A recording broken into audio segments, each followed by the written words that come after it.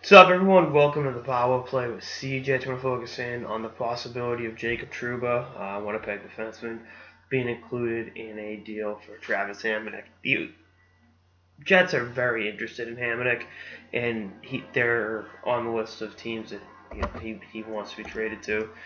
He's a Manitoba native from that area. You know, it's all the makings of a good deal. Thing here is, would the Jets be willing to part with Trouba?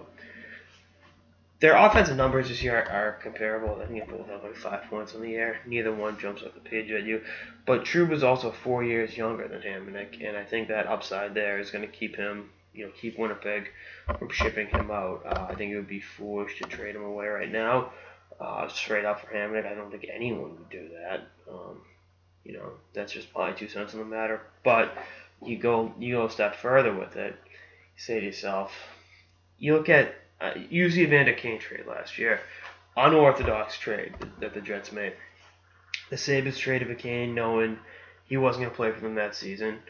And the Jets not only got rid of the headache that is Kane, that was Kane for them, they got some NHL players that helped them down the stretch to make the playoffs, and we're still there, Drew Stafford and Tyler Myers, and then they got some decent prospects in Brendan Lemieux and Joel Armia and a first round pick. So there was a lot going on in that trade. It wasn't just Kane for a one-for-one deal. If the Islanders were willing to give up more than just Hamonic to get Trouba, then I think the Jets would have something there.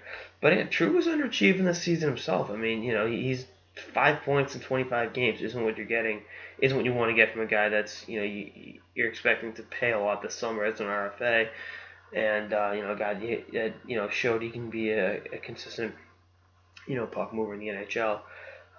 I think Trouba going into that 2012 draft was the best defenseman there, and I really haven't been proven totally wrong yet.